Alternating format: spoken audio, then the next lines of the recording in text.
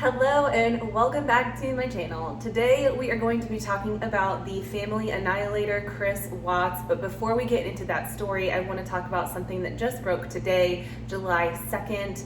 And that is that Ghislaine Maxwell has finally been arrested. If you don't know who Ghislaine Maxwell is, she is an associate of Jeffrey Epstein. I have seen numerous documentaries on Jeffrey Epstein. I even read the book Filthy Rich by James Patterson, which detailed a ton of the stories written and spoken by the victims of Jeffrey Epstein. And a lot of those stories include Ghislaine in them as someone who would bring young ladies to the house for Jeffrey. She facilitated a lot of the crimes that he committed against underage girls. So this has just been a long time coming that Ghislaine is finally facing some charges. Now, if we can only keep her safe long enough so that she doesn't kill herself before she is actually faced with these charges, we'll see. She has a lot of information we know of about a lot of celebrities that were also involved with Jeffrey Epstein, and she probably has a lot of damaging information about these high-profile people. So we'll see what happens. I'm going to elaborate on those details of Jeffrey Epstein, the story behind all of that, and Ghislaine's involvement in my next video. So make sure you hit subscribe so that you don't miss it. And without further ado, we are going to go ahead and get into this story about Chris Watts, his mistress, Nichol Kessinger, and Chris Watts' wife and 2 children. This is a very difficult story. This is a bizarre twist of a lot of lies and deceit and heartbreak. So get ready, because it's a wild ride. I have my coffee. Let's get into it.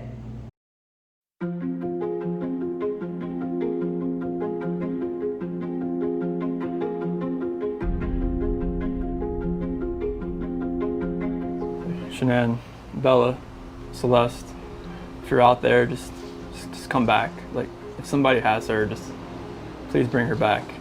I need to see everybody. I need to see everybody again. This house is not complete without anybody here. Please bring her back.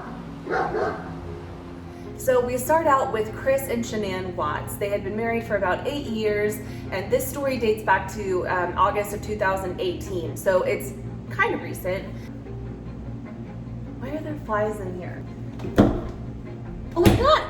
Oh, I got it! Oh, wow, I got it. I'm a ninja.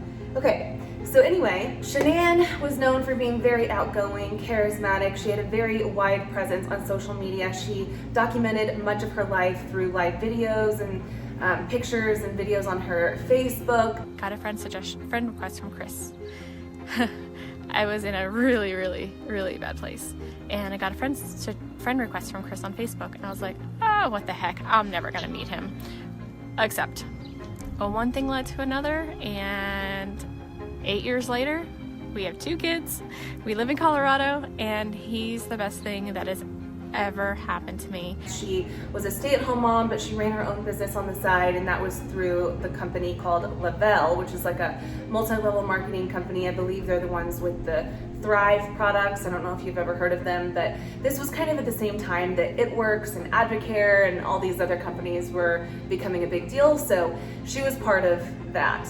Her husband, Chris, worked out in oil fields. He was just kind of a general laborer in oil fields, and then they had 2 daughters, Bella and Celeste. At the time of Shanann's disappearance, she was 15 weeks pregnant with their first son, Nico.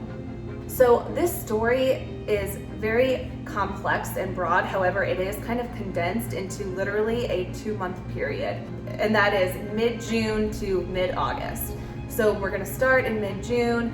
Chris meets a woman named Nichol Kessinger at their company called Annihilator Petroleum. It's my understanding that they work on a contractual basis. So I don't know how long her contract was when she started working there or when they really met, because as you'll see later on, the details are a little fishy because people keep lying.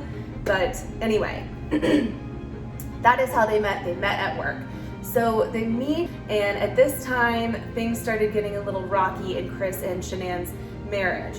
Now, the sad thing about this is that we'll see in a lot of the text messages between Shanann and her friends, you know, up until this point, their marriage seemed to be just fine. and they were happy. They were expecting their third child that they had discussed and planned for. They were excited about it. And then enter Nichol Kessinger in the middle of June. Shanann is already pregnant, and Chris starts acting kind of off. And he doesn't admit what's going on to Shanann, but Shanann, we see from text messages that she sends her friends, can tell that there is definitely something off with Chris. He's just not acting the same. He's not affectionate towards her. He's being very distant and cold. And we see that in these text messages. So on June 11th, Shanann surprises Chris in an intimate but recorded moment when she tells him that she is pregnant. There's been a lot of controversy on this video. A lot of people insist that Chris doesn't seem excited or enthusiastic about this pregnancy. However, if you read about Chris or if you look at past interviews, he's been known to be a little bit of an introvert, so it doesn't surprise me at all that if he knows he's on camera, he's a little more guarded or reserved. I don't think that he acted any type of way receiving this news. That's just my opinion. I thought he did seem excited, and I'll show you the clip so you can decide for yourself.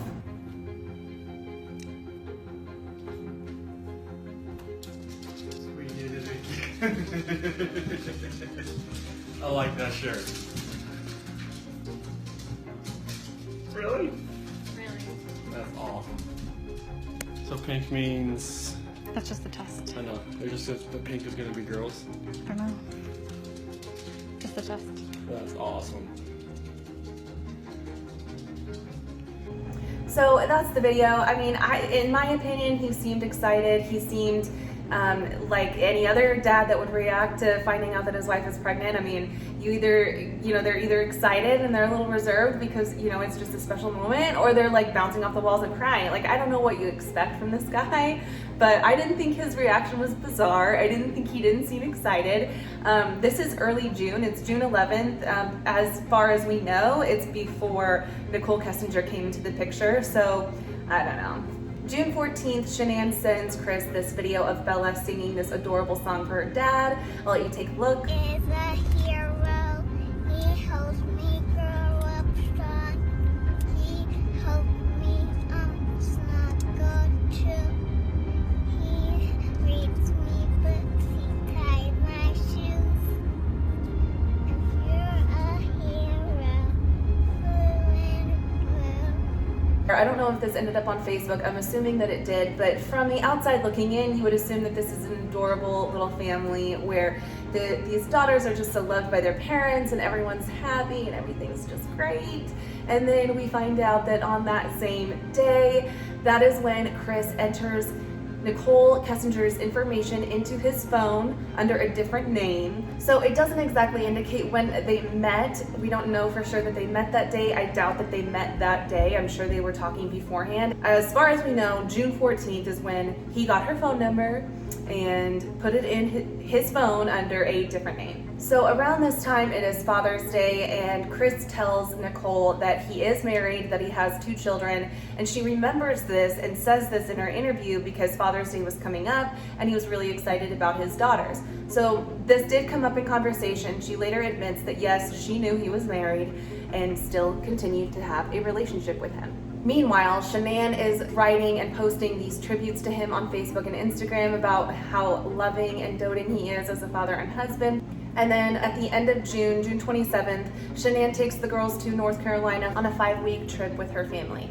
Chris stays home to work, and this is when we start to see things kind of unravel a little bit. So I apologize because I know that this timeline kind of jumps back and forth, but I think it's important to understand when things started to happen behind the scenes and when things started to happen in the mind of Shanann, because Shanann was completely unaware of the things that were going on between Chris and Nicole at the time. While Shanann and the girls are out in North Carolina, Nichol Kessinger comes over to the Watts home to help Chris with his diet and exercise plan. Now, mind you, his own wife works for a company that supplies products for weight loss, lifestyle, things like that. He had even mentioned before that he had lost 65 pounds by following this program. So The fact that he had Nicole over to help him with diet and exercise seems like he was just trying to figure out a way to have her over at his house. 2 days later, on the 6th of July, Nicole and Chris go see a movie together. Then on July 14th, Nicole visits the Watts home for a second time, and they end up going to a museum together where they look at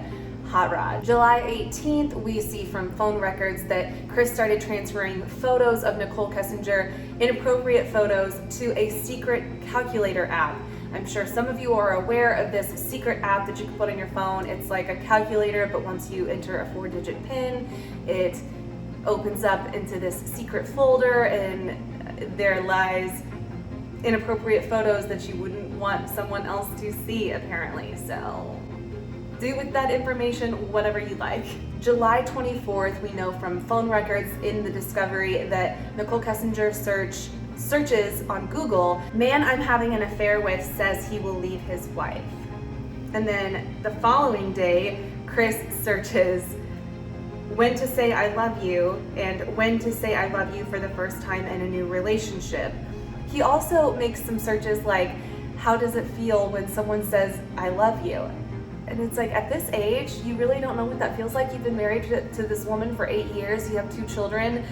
I mean, this is almost like an indication that maybe he is a sociopath and he is just completely void of emotion and empathy. But what's bizarre is that we never saw any of this in Chris until this moment, up until these couple months.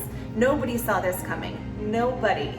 July 28th, Nicole and Chris spend a night away at the sand dunes, and that's where we see a lot of these pictures of them together at these sand dunes, and they spend the night together. Then a couple days later, on July 31st, Chris goes to the airport to fly to North Carolina to meet up with his family. He deletes Nicole from his phone and tries to erase any kind of evidence that he is in fact seeing another woman at this point. When he gets to North Carolina, Shanann texts her friends and tells them that when he gets there, he's unaffectionate towards her. He doesn't kiss her, he doesn't pat her on the butt, he's not like lovey-dovey. The first thing he is worried about when he gets there is looking at labels of macros and things of food, and he's edgy towards the kids, and the girls don't want anything to do with him because he's being so edgy, and they're used to their playful, fun dad, and this is just a dad they're unfamiliar with.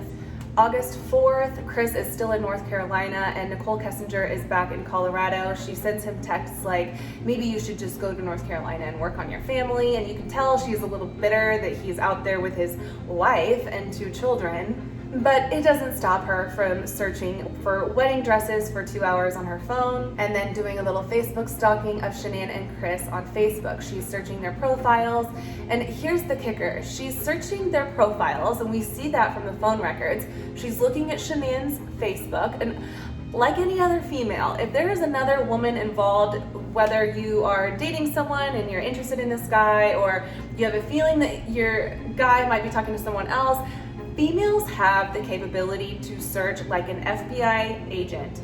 I guarantee she saw probably every post of Shanann's dating back years, because Shanann is married to the guy that she wants. So when she later says that she has no idea that Shanann was pregnant or that they were happily married and not actually separated, I think that's a lie, because we have proof that she was looking at their profiles, and Shanann was very vocal on social media, was talking all about her pregnancy and like the updates on her pregnancy and ultrasounds and things like that. So she said she didn't know she was pregnant. I think that's a lie. On that same day, Shanann texts her friend and mentions that Chris changed the wallpaper on his phone from a photo of the 2 of them to a photo of the sand dunes. And this isn't a picture of Chris and Nicole at the sand dunes, it's just the sand dunes.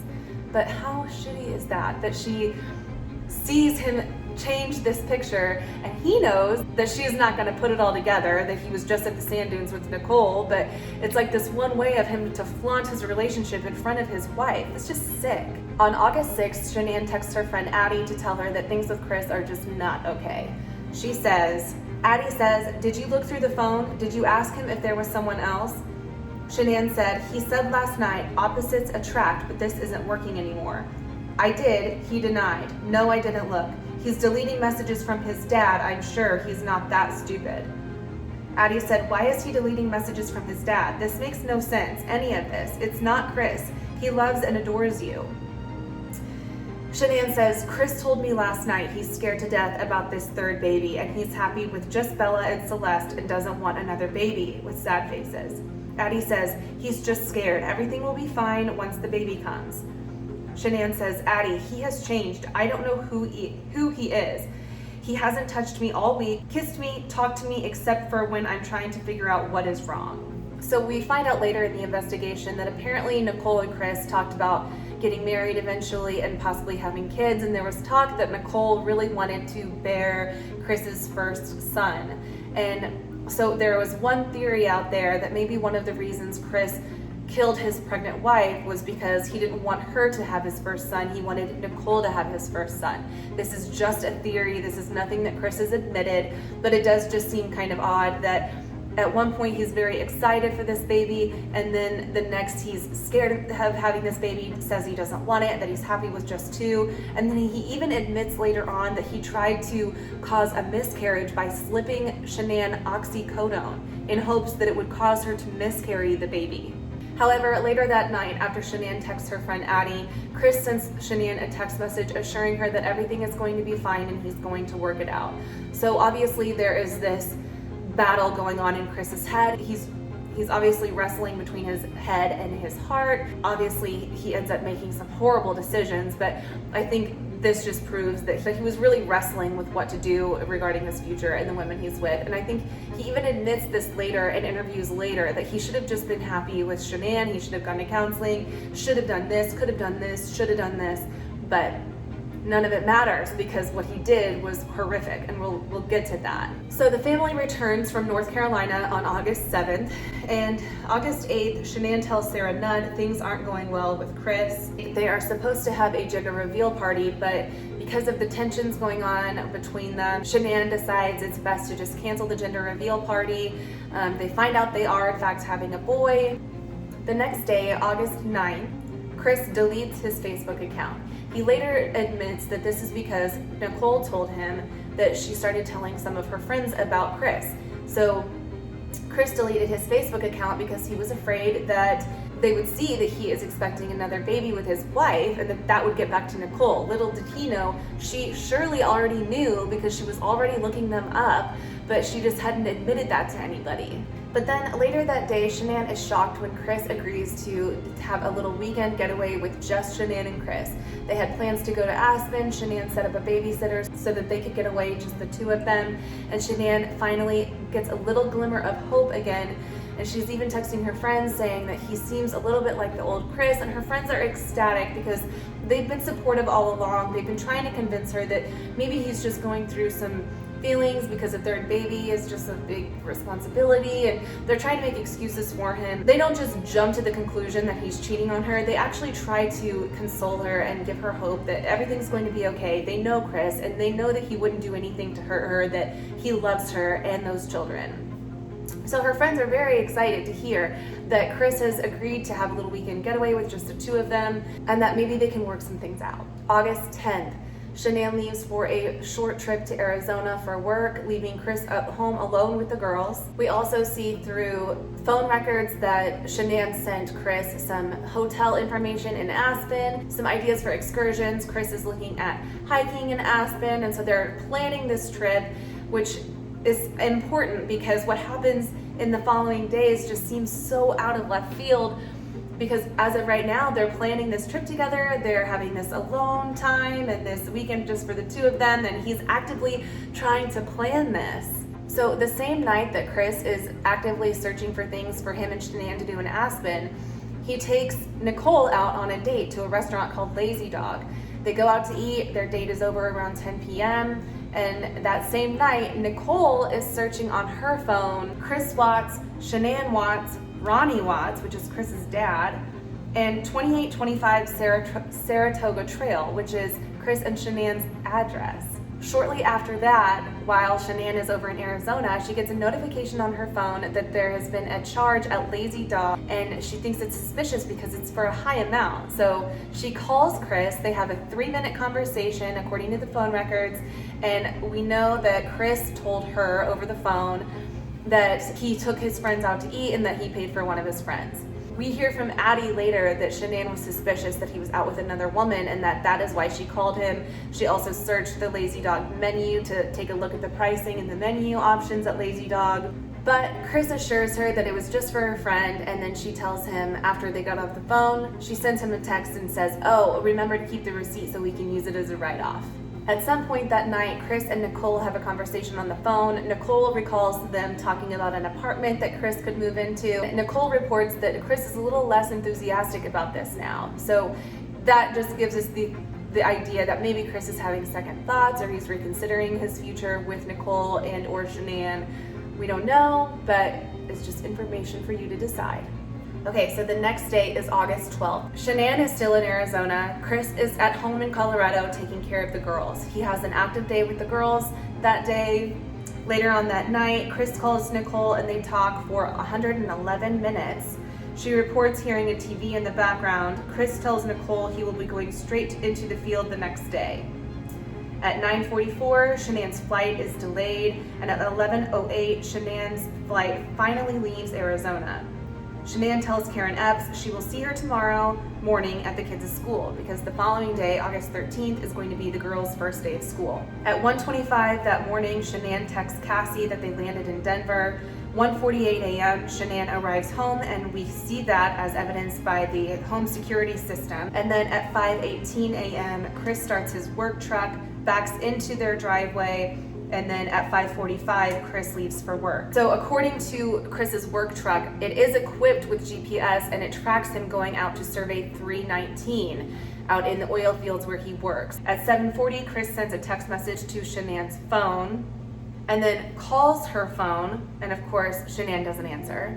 And around this time, Shanann's friend Nicole Atkinson is calling Shanann, texting her. She knew that Shanann had a doctor's appointment that day regarding her pregnancy, so she finds it very odd that someone who is essentially glued to her phone most of the day is now suddenly not answering and not responding to any text messages. So Nicole goes to Shanann's house and is going to make a check on her, but realizes Shanann's car is still there, her shoes are still there, she sees them in the window. She starts to get really worried.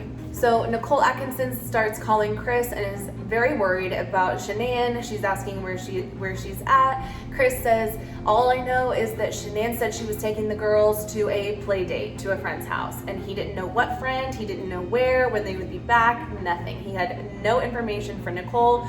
Nicole found that incredibly odd, considering that she was one of her best friends and that was not on the agenda at all for the day, and she had just dropped her off the night before. So you would think Shanann would mention that to her friend.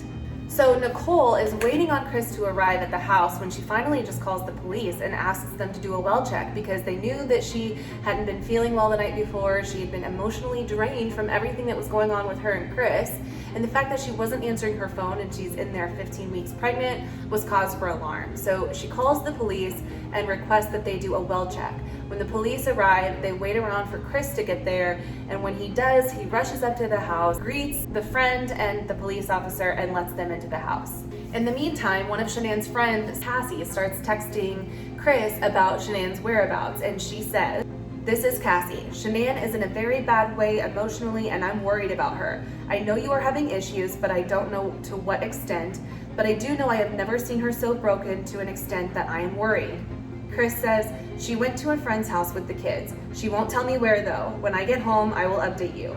Cassie says, "Sweetie, nobody knows about you and her other than Nikki and I, so where would she go if not with Nikki and not to Arizona where I'm at? Her car and shoes and everything else is at the house. What the heck is going on with you guys that she would totally shut out everything? It's not like her." Chris says, "I told Nikki about it so she wouldn't freak out anymore at the house. I think Christina knows as well. We talked last night and I told her I wanted to sell the house, get something smaller. Separation would be best right now if we can work through the issues. I really don't want you to think I'm a bad person, Cassie." Cassie says, "Right now, I don't care about you or your relationship or what type of person you are or not, or what I think of you, and I'm not trying to be rude when I say that.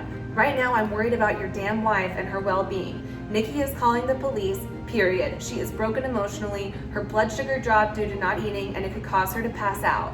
So unless you want the police to bust your damn door down, you get home and check on your family. I'm sorry if I am being rude or whatever, but I'm seriously concerned." Chris says, "I'm going home, Cassie, on my way. Don't call the police. I will be there in 45 minutes. She says, "Thank you. Nikki and I know what state she was in all weekend, and we want to see she isn't in the house because this is seriously a concern." So, as we see, Chris is way more concerned about the people's opinion of him than he is his own wife. And then he says, instead of calling the police to check on her immediately because she could be in there passed out in the house, he's like, "Don't worry, I'll be home in 45 minutes. That's like almost an hour. That's way too much time if your wife, who is pregnant, is possibly passed out." So when police arrive to go through the Watts home, one of the neighbors comes out and says, "Hey, I've got a Ring camera and these security cameras that catch almost everything up and down both ways of the street if you'd like to check it out." Thank God for security cameras. Where would we be in the world of criminal investigation if it weren't for neighbors and their Ring cams? So the police go over there to check the footage, and this is where things start getting a little heated for Chris Watts.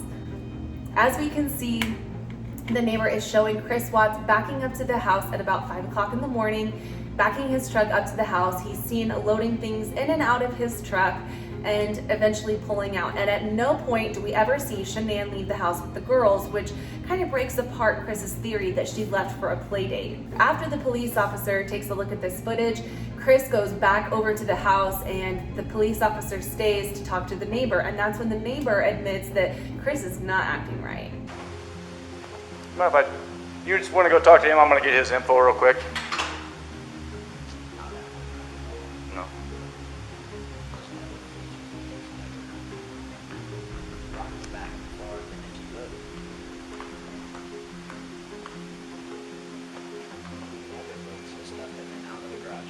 Right. To be completely honest with you, my wife and I were kind of wondering when she was on vacation if something happened, because I've heard them full out screaming at each other at the top of their lungs, and it's crazy.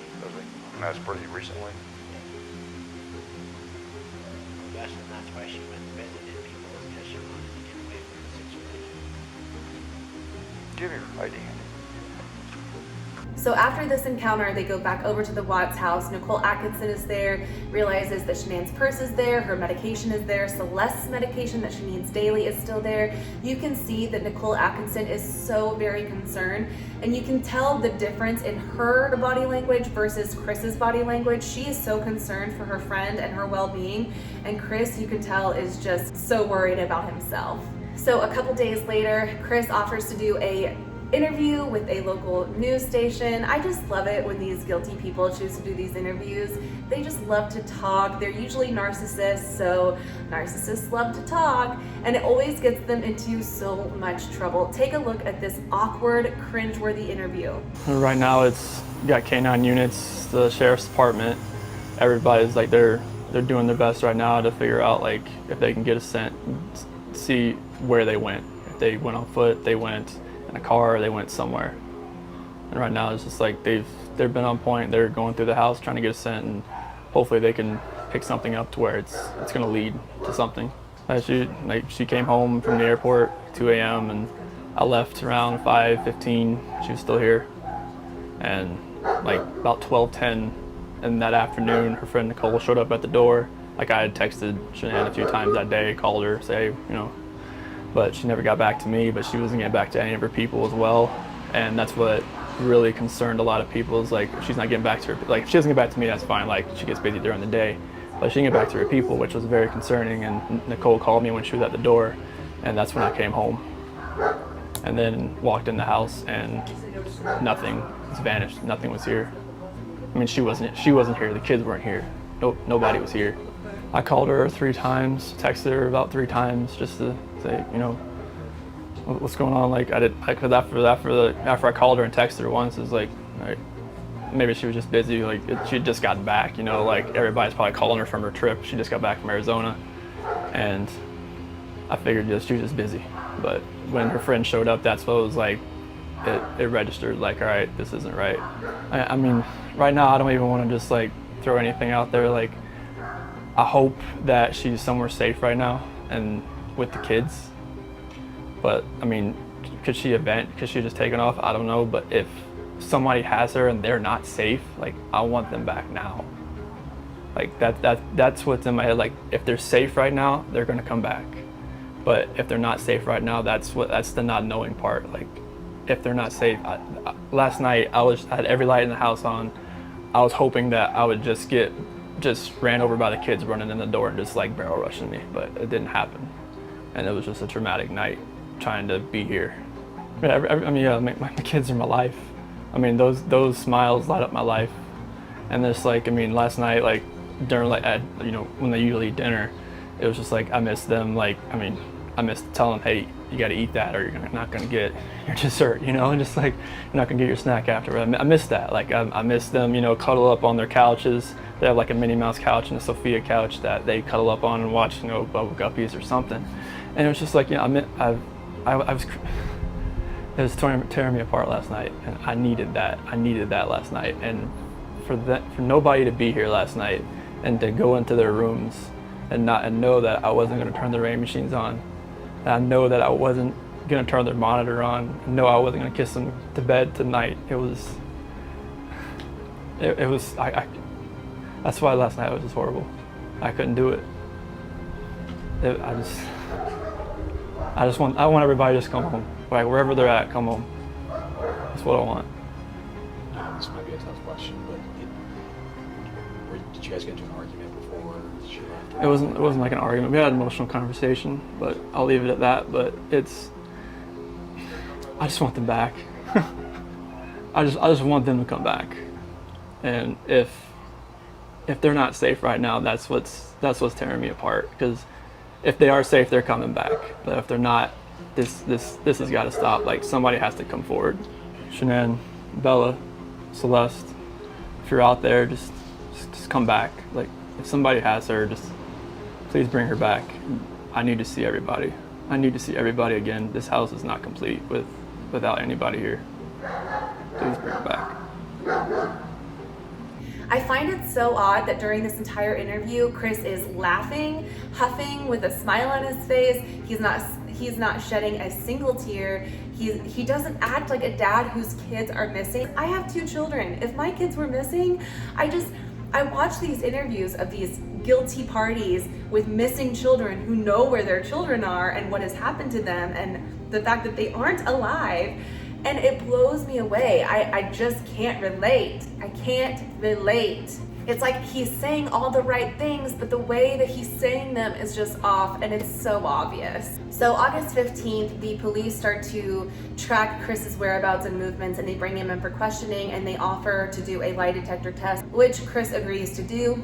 He fails miserably, and finally they start probing. Where is your wife? Where are your kids? Something happened. You know what happened. You know where they are. You need to tell us where they are. Still, of course, after failing this lie detector test, he insists that he has no idea where they are, that he would never hurt his kids or his wife, and that he has no idea where they're at. But detectives are pretty seasoned at this, and they offer him an out by saying, did Shanann do something to the girls, and maybe you were trying to cover it up for her? Or they kind of give him this little bait, and he bites. So he asks for his dad to come in so that he can talk to his dad alone. His dad comes in, and on camera, Chris admits to his dad that Shanann is the one that killed the girls, and that in a fit of rage because of this, he attacked Shanann and killed Shanann. So the detectives come back in, they ask him to elaborate on this story, and they're having a hard time believing that Shanann would do something like this. They even tell him, I would just hate for her memory to be tarnished due to a lie. But rather than focus on that for too long, they just want to get out of Chris where they are. So they bring in a picture of the oil fields and the oil tanks where the GPS located his truck. And he writes on this photo the initials of where each girl is located. Shanann was buried in a shallow grave in the field next to the oil tanks, and then Bella and Celeste were placed in these oil tanks filled with crude oil. So of course that evening Chris is arrested, and on the following day, because this happened late at night and they needed daylight in order to recover the girls' bodies, they went out the following day to recover Bella and Celeste from the oil tanks and Shanann from the field. August 18th, Chris is charged with 9 counts. At this point, he's still denying his involvement. The public defenders asked to swab the girls' necks for DNA to prove that Shanann killed them, but the judge denied that request. So at that point, Chris offers to plead guilty as long as the death penalty is off the table. They accept that plea deal. So Chris then finally admits that he did in fact kill Shanann and his 2 girls. 2 weeks later, Chris is finally sentenced and the family has a chance to speak to him face to face. They offer Chris any words to his family and he declines like the coward that he is. And then 4 months later, while he is imprisoned in Wisconsin, the agents who initially interrogated him in the beginning fly out to meet with him again, and he lays it all out on the table. At this point, he has nothing to lose. He is sentenced to life without the chance of parole. So he is going to die in prison, and at this point, he offers every detail, every answer to every question they have, and the details are quite disturbing. This video is probably long enough, so I'm going to spare you of those details. If you want to look them up, you can find them just about anywhere. The interviews are on YouTube, the transcripts are on Google. So I will leave it at that. One of the things I found incredibly odd about this case is that they didn't probe more into Nichol Kessinger's involvement. Now, we see that she made Google searches about Shanann and Chris and these mysterious searches about, the man leaving the wife for a mistress. And then days after Shanann goes missing and the bodies are found, she is Googling Amber Fry, who, if you don't already know, was the mistress in the Scott and Lacey Peterson case. This is way back, and it was a huge deal where Scott was having this affair with Amber Fry. Amber Fry, however, had no idea that Scott was married with a pregnant wife. And Scott was later convicted of killing his wife and newborn child and dumping her in a bay out in California. So she relates to Amber Fry. However, Amber Fry had no idea that Scott was married, and she was very well aware that Chris was married with a baby on the way. So she's Googling Amber Fry. Did everybody hate Amber Fry? How much did Amber Fry make from her book deal? Amber Fry's net worth. She sees this tragedy as an opportunity for her. And so with all the Google searches in the past, the private photos, the sexting and the letters and all of those things, it doesn't prove that she's guilty of being an accomplice. It just proves that she's a piece of shit with a poor moral character. This whole case is just so icky. It's so cringy. And now Nicole is like considered a state's witness or something. She's under the witness protection program apparently, so nobody knows where she's at or what she's doing. Hopefully she's learned from this. I'm just here to give you the information so you can develop an opinion of your own, but I do think it's kind of odd that in all the documentaries I've seen, there isn't much talk about Nichol Kessinger, so that was one of the things I really wanted to touch on in this video, was her involvement in this whole ordeal. While she didn't have a hand in the girls losing their lives, she had a huge hand in the relationship she had with a married man, and it's disgusting. I have been a little sick all week and I can tell that I'm starting to lose my voice, so I'm gonna go ahead and cut this off. That's pretty much all I have to say about that case. Next week, I am going to be touching on Jeffrey Epstein. That is a doozy. So I hope you will stick around for that video, especially considering his little partner in crime, Ghislaine Maxwell, was finally arrested and will hopefully face charges as long as she can stay alive. Anyway, subscribe so you don't miss it, and I'll see you then. Bye.